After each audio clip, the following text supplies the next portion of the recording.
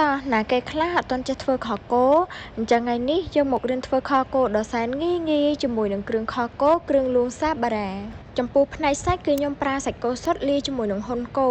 តែបើបងប្អូនចង់ដាក់ផ្នែកផ្សេងទៀតដូចជាសរសៃកែងឬមួយក៏កតុយគោគឺកាន់តែឆ្ងាញ់ដូចគ្នាហើយចំពោះបន្លែវិញគឺខ្ញុំមានការ៉ុត1មើមហើយនិងខ្ទឹមបារាំង1មើមបងប្អូនណាដែលអត់ទាន់ចេះសោះទេបងប្អូនអាចមើលវីដេអូហើយចិត្តបន្លែតាមខ្ញុំបានណាយើងធ្វើការហាន់សាច់ហើយនឹងហ៊ុនគោនឹងជាដុំរាងធំល្មមដែរមកបន្ទាប់មកគឺយើងដាក់គ្រឿងខគោគ្រឿងលួងសាបារ៉ាគ្រឿងចំណុះ40ក្រាមហ្នឹងគឺខ្ញុំដាក់ចំនួន2កញ្ចប់តែបើសិនជាបងប្អូនចង់បានកាន់តែដិតខ្លាំងទេអាចដាក់ថែមបានរហូតដល់ទៅ3កញ្ចប់ណាគឺវានឹងធ្វើឲ្យខគោរបស់យើងកាន់តែដិតឈ្ងុយឆ្ងាញ់ហ្មងបងប្អូនត្រូវធ្វើការឆាគ្រឿងឲ្យឈ្ងុយបន្ទាប់មកគឺយើងដាក់សាច់ចូលរំលីងជាមួយនឹងគ្រឿងហ្នឹងឲ្យសព្វ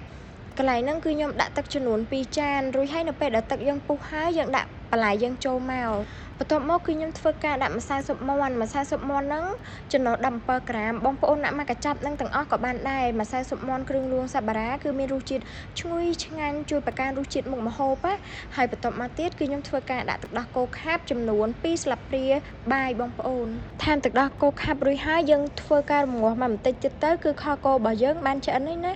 ហើយឥឡូវនេះគឺយើងធ្វើការដួសខគោរបស់យើងដាក់ចូលចានអញ្ចឹងមកបន្ទាប់មកជាចុងក្រោយគឺបងប្អូនកុំភ្លេចដាក់បន្ថែមនៅជីរណាឬមួយក៏ជីនឹងវងព្រោះជីពីរហ្នឹងវាធ្វើឲ្យខគោរបស់យើងគឺកាន់តែមានរសជាតិនិងក្លិនឈ្ងុយឆ្ងាញ់មែនតើឥឡូវនេះបងប្អូនឃើញហើយមែនអត់មានគ្រឿងខគោគ្រឿងលួងសាបារ៉ាមួយនៅផ្ទះខគោឥឡូវលែងពិបាកទៀតហើយ